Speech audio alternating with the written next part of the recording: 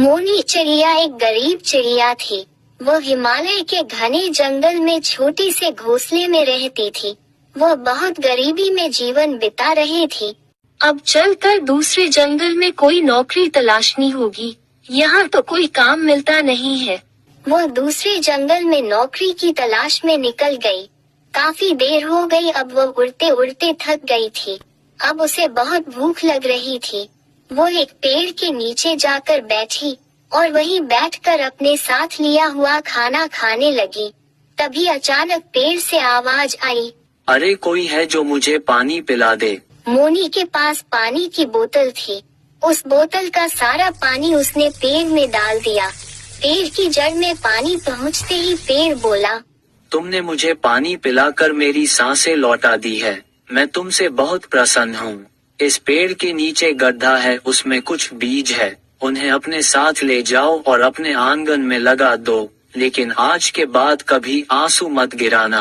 मोनी ने पेड़ के नीचे देखा तो वहाँ एक गड्ढा था। उसमें बीज की पोटली थी। मोनी ने उसे उठा लिया। पेड़ जी, आपका बहुत बहुत धन्यवाद। मोनी घर आकर आंगन में बीज लगा देती है। वह जब सुबह सोकर उठी है तो वहाँ एक अनार का एक बड़ा सा पेड़ था।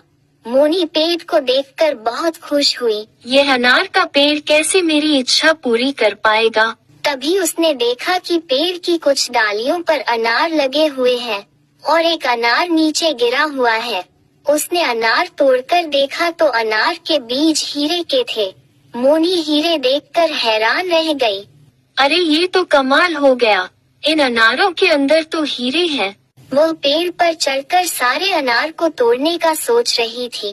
तभी पेड़ से आवाज आई, मोनी थोड़ा सब्र करो, जो अनार नीचे गिरेंगे वही उठाना। थोड़ा थोड़ा करके बाजार में बेच देना। इस पेड़ की जितनी अच्छी देखभाल करोगी उतनी ही ज्यादा फल तुम्हें मिलेंगे। ध्यान रखना ये बात किसी को पता ना चले।